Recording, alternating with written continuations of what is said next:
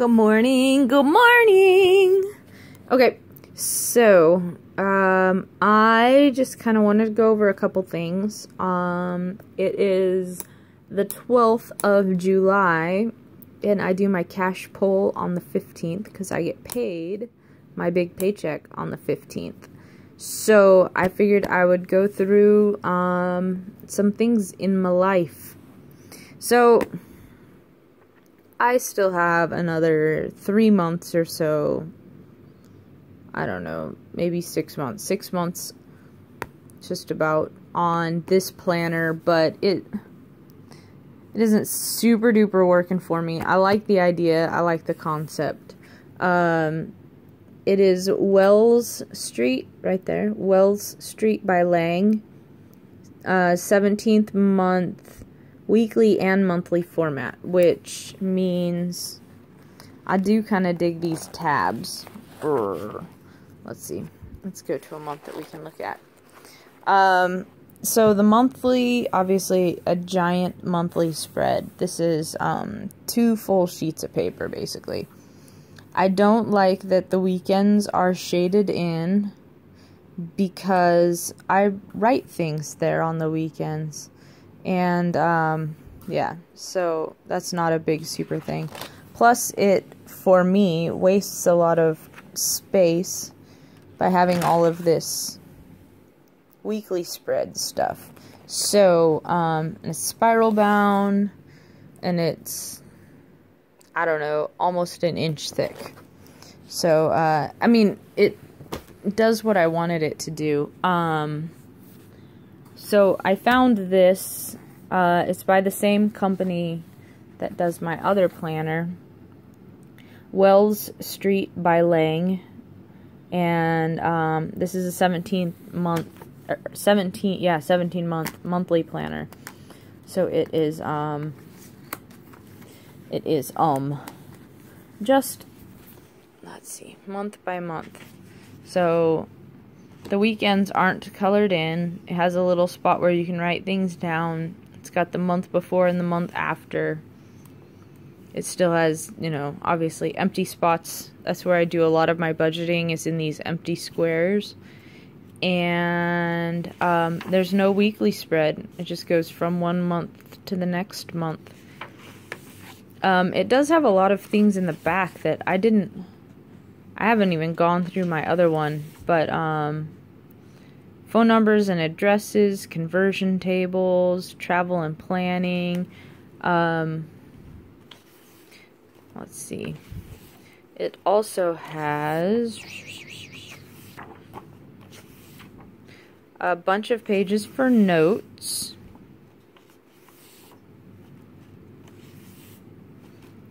And then it has these perforated pages. I think you can see that. There's 3 perforations, and these are for lists. So, it has these pages that you can write on and tear them out. Which is kind of cool. Interesting. Bohemian is this style. And, oops. This one is called, Ladybird. Ladybird. And so it's just kind of a different style. I think it's the bird versus the butterflies. So, yeah, I'm kind of excited about this. And the reason why I got this is because I went into Barnes & Noble to find this book. This book was recommended by the ADHD doctor, as he thinks that inflammation is also playing into my ADHD brain. So, this book is about eating foods that help to reduce your inflammation. I haven't gotten into it very far, so I don't know if it goes into FODMAPs or if it goes into the chemistry behind modern manufactured foods, the industrialized foods, you know, the pastas and things like that, or if it goes into the industrialization of growing food, such as the wheat production techniques. But anyway, we'll see how this goes. Right now it's talking about the brains.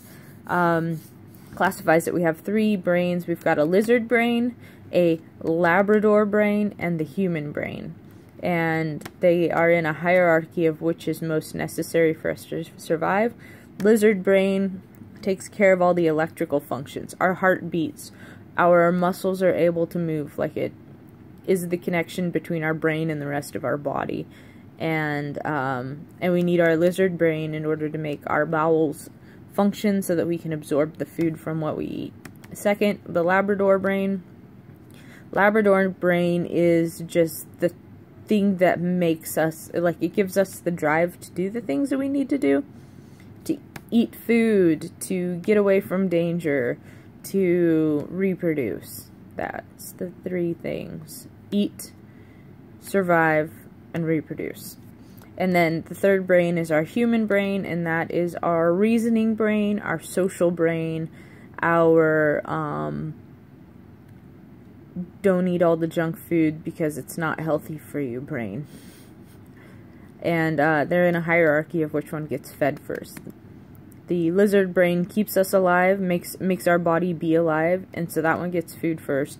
Labrador brain makes us, you know, survive as a species and as an entity, so that gets the second food.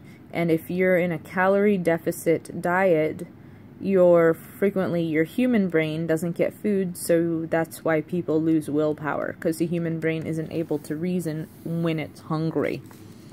Something else that I've got going on is I made some extra incomes this month.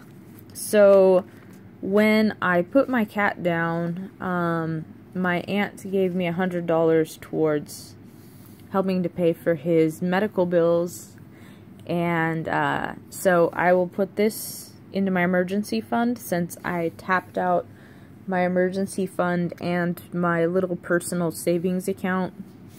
So this $100 towards my emergency fund. $30 for watering plants and feeding a friend's wild pet birds. And this book was just under $27, so I will pay my gardening fund back for that, because gardening is food, and this is food, and yeah, I made it up reasons to be able to pull from that to buy this book. So yay, I paid for my book. And then I also got this massive check from the feds, some return, I don't know, $17.71. I think I'll put that in my over-under, which goes into my basic savings account. So yep, it is time to gear up and get ready for my cash withdrawal, cash envelopes. So I think what I'll do is I just won't pull out $100. I'll leave $100 in my bank account and throw that at my emergency fund. So I should be able to put $500 towards my emergency fund instead of $400. And then I'll add this back to my garden fund and pull out my normal food and garden fund for that. But anyway. Okay, so it's Wednesday.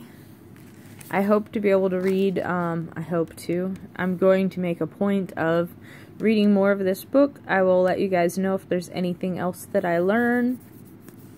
It's mostly exciting words. They're talking about hacking and, what is it? Hacking and things, you know, like life hack, but you hack your brain and you hack, I don't know. It's kind of annoying in that sense, but maybe I'll be able to read through that and find all the information that I need. Maybe I'll just skip through the first 8 chapters and start reading from the back where all the juicy stuff is. I don't know. Whatever. Alright, time to get dressed and get ready for work. Peace. Have a great day.